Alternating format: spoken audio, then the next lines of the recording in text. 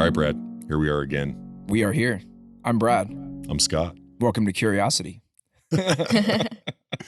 We're here with Anastasiya today. She is being really generous with her time because we kind of had her here last minute, and it's awesome. It's going to be a great discussion, and we are just thrilled to have you on the show. Welcome, Anastasiya. Thrilled to be here. Right. Well, let's jump into it. We've got, I think, a lot to talk about. I heard you mention that you're from or living in LA. I don't know if you're from LA, but you're here visiting. So how long have you been out in California? Since 2018. I was actually originally from Houston, originally from Russia, then moved to Houston, then moved to LA. All right. Good deal. Very cool. And how do you spend your days nowadays? We'll get into sort of, I'm always interested in kind of the founding story, the kind of the moments and sparks of life that kind of got you to where you're at today. But sort of what do you spend your time doing kind of? Yeah. So, I mean, I work more like a 9 to 5, but it's more than a 9 to 5. Work in healthcare analytics consulting. So work with several different businesses. We're working on their analytic strategy currently, which is really exciting. Get to go and have a lot of impact there in terms of the kind of the future of what healthcare looks like. And then It's a wild time to be doing that. Yeah. Lots of room for opportunity. Awesome. Very cool. Yeah. And then outside of that, what else? Outside of that. And outside of that, I dance, and I'm actually producing music. So I'm producing my first EP currently. Sweet. And you're on Spotify, I understand. I am on Spotify. Cool. What do people look up if they want to see you on Spotify? It's just Anastasiya. You can spell it out though. Spelled It's with different. O-I. Anastasiya. And we'll put that in the show And notes. we'll make sure that's in the show We'll track notes. that down. People can Sounds find good. it. That'll And be we'll put a awesome. link so that you don't have to just listen. But for Right. those that are auditory, there you go. What Spotify. genre of music would you describe it as? I'm playing with the genres currently, Sure. but currently a little bit more on the rap side. All right. Yeah. Awesome. Very cool. All right. Well, I'll check it out. That sounds cool. I mean, I love hip hop. I'm a huge Drake fan. Quote him all the time. What a time to be alive. What got you into that genre of music? Like, how'd you land there? So actually, I never thought I would be in music. I was one of the people who never really sang at karaoke or anything like that. I dance. And so I was dancing in a music video. And then the producer had asked me if I was available to do some Russian rhymes for his next album. And so I went into the studio, did the Russian raps. Then I heard that there were animal sounds on his album. And so I was like, I can do animal sounds. I can do rooster noises. I got the owl and the dolphin down. Wait, hold on. Let's stop there for a second. So you said you can do rooster noises. I get the rap, and that's great. Yeah. Russian rap, it's also super cool. But rooster noises, let's dive into that a little bit. Like, could we hear one on the show? Yes. Would that be possible? All right. Let me see if my voice is there. All right. There it is. Boom, rooster noise official. Yes. Maybe That that's like is an awesome. Yeah. So you just sort of opportunistically like, hey, Yeah, I I was like, happen well, to... I can help with that. Very cool. And so it's on the album now. But then he put, we had some additional time, and so he put on some beats, and he's like, do you have anything for this? And so I had written some poetry way back when, and so I was like, here you go. I have my poetry, and he's like, no, you're singing this. And so now I have put out that song. And so that was kind of my original writing from the poetry. And then now I have on my way to an album. Okay. That's very So you know your way around studios, from music studios to podcast studios. You're just a little Dance studio studios. expert. Love it. And I'm assuming the dance style hip hop, or what kind of... Yeah, I mean, I do all kinds. I started in kind of the Texas typical drill team, and then moved more into more classical ballet and do kind of hip hop contemporary currently. Okay. And you still have a thread of that kind of going on? You okay? Actively... I mean, I don't know enough about sort of the dance space, so forgive the dumb questions, but is it like a recurring competition kind of thing, or it's just something that you practice and enjoy, and then when music video opportunities show up, then you're out there kind of performing? What's kind of that space? What's that dance world look like for you? So now I'm less in the competition space, and I'm more in the kind of creation space. And so I partner a lot with the different artists to go and create kind of different either experiences or music videos or things like that. And so I actually, whenever I was moving from Houston, I was looking for the opportunity to kind of do both business and data analytics and data science, but also bring in and work in kind of the concept of art and dance. And so that was kind of what led me to LA Awesome. specifically. Very cool. Wow. That's That's wild. Those are like incredibly I'm trying to imagine sort of the Venn diagram of those things, like healthcare analytics and is there any overlap at all, or they're just like totally separate? It's just like when you clock out, you put on the cape and go out and kind of do something very different, like just two a whole different nother set of personas. superhero powers. Yeah, yeah. Or are they the same superhero powers? So I would say that like, kind of throughout my life, it has varied in terms of the amount of overlap. Right now, there's a little bit less overlap, but actually, how I got into data science was through dance. I was in the dance department at the University of Houston, and then there was within the electrical and computer engineering department, they were doing a project on neuroscience and dance. Taking a look at kind of the different effort factors and how those look within the brain. And so I was recommended by the principal dancer that was working with them at the time. And she was a dance faculty member, Becky Valls. And so I was kind of looped into the work at the lab. And so from there, I was given the opportunity to also learn how to program and be more of like a deeper part of the science there as well. And so that's where I learned how to program and then That's awesome. did the data science portion as So well. I've got this image in my head that in terms of the neuroscience, we were wearing like one of those like devices that's like measuring and you're like dancing with one of these on kind of thing. Is that like a fair? Yep. Like you have like the EEG cap on, right? Yeah, I had So the EEG cool. cap on. Technology dancing. catching up with our imaginations episode. Yes. Again, this That is is so cool. That is awesome. Yeah, it was very cool. So I guess maybe if we could rewind a little bit and kind of go back. You mentioned that you're from Russia originally and kind of made your way to the States. Kind of what was in terms of the things that you're working on now? You've told a couple of great. You just happen to be in a time and place that in just a willingness to sort of step out into something that is very unique and different from where you've been. I guess my question is, how did you develop that capability, that skill set? Because a lot of times you do that. That's there's some negative reinforcement factors that sort of happen with just like breaking outside of like, is there sort of a moment growing up where you just like, I'm gonna like that reinforced kind of this bold approach to the courage to step out and do something as completely different to make the step from dance to data analytics? I've not heard that one. It sounds like curiosity might have been applied. Just saying. It was definitely a curiosity. Yeah, no, I mean, it was definitely always an innate curiosity and kind of I've always enjoyed multiple different things that had kind of different factions. And then to kind of work in time management, I need to find a way to connect all of them to some extent. So just the constraint on your own time is Constraint kind of on like, my hey, I own like time. these disparate things and to kind of bring them into my own space. Yeah, so I mean, it's the time constraint, but then also when you're working on the kind of the different things, it's easy to think of the different kind of threads of thought that tie them together. So, like for example, within the work at the lab, it was easier for me to pick up some of the ideas of different kind of art concepts that I had worked with before to pull in and create and generate experiments than it was for some of the other people who had not necessarily been working on at kind of the same interdisciplinary level. So was this like more serendipity or more intentionality, or I mean, maybe a blend of both? It doesn't have to be an or, right? Like we're taught like in school, everything has to be like A, B, C, D. We seldom get all of the above, but let's go broad spectrum. Maybe it is all of the above, but was it one more over the other? I think it's definitely a mixture of both. I do think that I kind of help create the opportunity by trying to see what's interesting, what questions I'm interested in, and kind of driving towards that. But I've also been immensely lucky in terms of the kind of the opportunities that have been offered, the people that I've met, and the people that have believed in me throughout. That's amazing. So serendipitously intentional. Yeah. All right, you heard it here. So, I mean, it's really fascinating. I feel like we could sort of spend time down kind of each one of these paths. I guess it sounds like sort of the singing aspect of your career is the most nascent. Where do you see that going? Like, is that something that is just like now you've unlocked this whole new space, or you're still kind of experimenting with it? I mean, obviously you're producing an EP and kind of moving forward. Like, where do you see that? Where do you see that taking you? So I could see myself going into kind of continuing on into music, or maybe even going to producing route. For me, a lot of the thought has been kind of how I think is oftentimes through movement and through how beats fit into kind of a certain amount of time. And so you can creatively go and adjust how different things fit into a certain amount of time or space. And then that kind of gives you the constraints with which to play.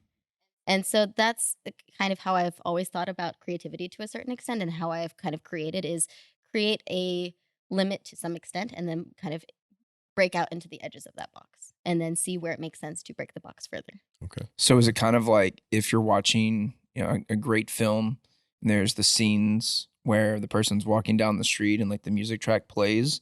Is that how your brain is wired? And like every day is a music track playing in your lived experiences? And I would say so. Sometimes it's a music track, and sometimes it's like a more of like a feeling of kind of distance or okay, closeness. So it's kind of this as a word. okay, this is a word. Elasticity. The elasticity of, wow, that's pretty beautiful. I imagine you see the world in a very unique way. Cool. What's sort of your earliest moment in like recognizing that that was something that you wanted to do, like dance and kind of that recognition of kind of movement and beat and kind of those things coming together? I would say whenever I was a little, I wanted to be either an architect or a car designer. And so for me, that was kind of the mixture between art and science that was really Mm. beautiful in terms of being able to create shape and space and but also have function. And so for me, there was oftentimes a struggle between finding kind of the proper balance between form and function. Um, in terms of my career, in terms of what I create. And so kind of thinking through that over time has been a lot of what has guided me into my decisions. So how did you then kind of going from that perspective end up at the University of Houston doing dance? So it was I was going to go to NYU, but my parents and I had agreed that if I went into the honors college here, then I would go here and stay at home and stay kind of closer to the family. Okay. And so I wanted to be a sports medicine physician at the time, and so I went into school for biochemistry and biophysics, and then also with a minor in dance. So to kind of continue being able to work within the dance roots as well. Okay, very cool. So sort of from it seems like sort of as far back as you can remember is this science and engineering kind of Hmm. mentality approach interest along with kind of this creative thread that's continued. Yeah. That's fantastic. That's really cool. Um, one of the kind of aspects of curiosity that we talk a little bit about and would be interested in exploring is challenging kind of a basis or a premise or a hypothesis. And so kind of one of these questions, maybe to just kind of pivot the discussion a little bit that I've got is, what have you changed your mind about? And all of these kind of things that you've experienced and stuff that you had kind of, had a perspective on a particular thing and new information came in and now you have kind of a different perspective. I'd just be interested if there's something in Yeah. that bucket. I don't know if this answers the question, but this has been something that has been on my mind lately and had been on my mind for a while. Is kind of the idea between sport and art within dance. For me, it was oftentimes, can I technically do this? Can I physically do this? And sometimes I felt like I missed kind of the artistry component. Mm. And so, and that's kind of true within kind of all of the art that I've done. And on the science side, is the art still in there? And so it's what is the right balance, and I guess, what do I feel is the right balance, and how to find that. Where are you at on that discovery journey? Is it, is there like an example of where those things really kind of come together in your mind? You shared kind of the architecture and kind of car design and these things. Mhm. Are there things that you see today or maybe sort of in the future that that those are going to become more and more likely to integrate? I think that there's a lot of opportunities within science. I mean, I'm seeing a little bit of it within, or I guess a lot within the music work that I'm doing, in terms of being a lot more comfortable with playing around with it, but then also creating kind of the structure. So within kind of the beat patterns, I have words, and then I'm playing around with where should they kind of go, kind of more towards the front, more towards the back of the kind of the section, things like that. And so there's a lot of elasticity in terms of how I'm thinking and kind of moving with sound. So as someone who's obsessed with the sciences, and that's where I like to get more nerdy than other areas of life, I would say, I think it's amazing to think about the factor of blending a variety of disciplines that may otherwise, just feel separated from one another. And I don't see that commonly where humans naturally think about, bringing neuroscience and art together to create something more magical and more beautiful. How do you feel like bringing those two together allows you to create something that is more magical, beautiful, serendipitous, whatever goal or ambition that you're working toward? Like, how does that, I guess, create it or even take it to another level than it otherwise might? So it's kind of the story of where the whole is greater than the sum of its parts. You have people who, by kind of having multidisciplinary work, you have people who are experts on each of their own subjects and are able to bring in and pick out kind of the what works from their own expertise into something that creates something kind of bigger and grander than anyone could have created by themselves. Fantastic.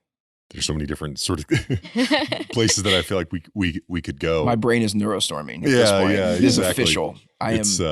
My silence is because there's too many thoughts going on. I need to focus. So, I mean, Anastasia, I mean, a lot of the things that you're spending your time on are really fascinating. Really, I mean, do you have like, what do you do for fun, I guess? Like, is dance that outlet? Is it, could you have like hobbies or things? I mean, you're busy, you're doing lots of different kind of things. Is there room for anything else? Yeah, so I mean, for me, this is definitely fun. This is where I kind of gain energy from, is exploring these kinds of questions, working with interesting people.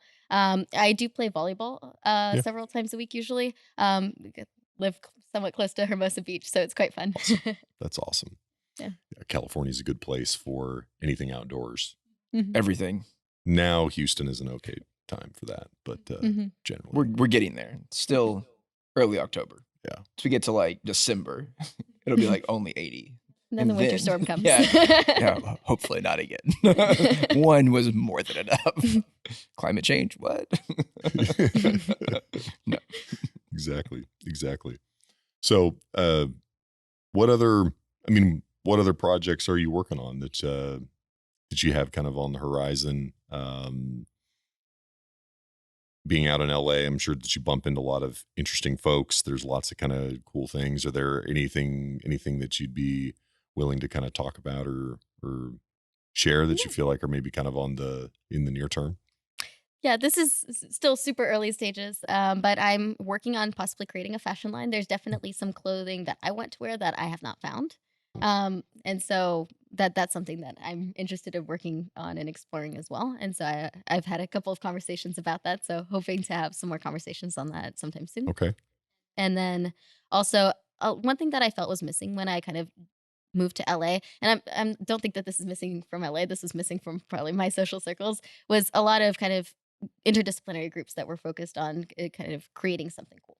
And so one thing that I'm working on is of kind of pulling together a bunch of different creatives. And so we have kind of within our group, we have SFX, kind of makeup artists, photographers, videographers, producers, etc. And so we're talking about creating different like going out to Joshua Tree and creating something, or maybe having like a creative Fridays or something like that. And is that like in the form of film primarily, or is it, I guess, kind of what's the medium that? Yeah, so I the medium kind of it depends. Right now, it's kind of more in the idea stage. We've had kind of different groups. It ended up being kind of towards video or towards the production of something. But I think it's interesting to go with not necessarily a goal in mind of what to create, but maybe kind of a set of goals or questions to answer. That's awesome. That's curiosity. Yeah. Coming fully alive. And are those things that I guess, is there like little snippets? Are these not published at all? It's just kind of for the consumption of kind of the group themselves. Currently, it's kind of been more so on the consumption of the group ourselves, but I should probably document more. I do post things on my Instagram sometimes as well. Okay. That's wild. That's very cool. You've said yes to a lot of things and have learned from a lot of those things. Is there anything that you've kind of said no to that you feel like was, whether it was the right answer or the wrong answer, but it's kind of something you deliberately left aside? There's quite a few things that I've probably said no to. A lot of them are if I feel like I've done something really similar and I don't think I'll gain value from doing something kind of the same again. And so that oftentimes is kind of the work with people who aren't really pushing the boundaries of kind of the work that they've done before and just kind of trying to replicate more than kind of innovate. So that constant balance between pushing the boundaries and that delicate balance of when to say yes, when to say and when to say no Mhm. is, I think, a very wise reality to live within, right? Because it's sometimes difficult to know those things. And so what's like a cool example of, building on what you're asking, Scott, like what's a cool example of when you just said no to something, and like, how did that make you feel? I have to be honest, I'm really bad at saying no to things. Okay. I'm usually more of the end. But there was a concept for a video shoot that it was in college. And so a person had wanted to basically recreate the same one, but not necessarily add anything new to it. And so for me, I kind of had the option of doing that weekend, or something that or another opportunity that would have kind of pushed the boundaries of what I had experienced before, and my skills. So I opted to do the other opportunity. So and is the new no. And is the new no. Got it. Well, thank you for Official. being on the show. It's really Yeah. great to meet you. Very pleasure to meet you as well. Yes, thanks so much for being here with us, serendipitously and intentionally. Yes. All right.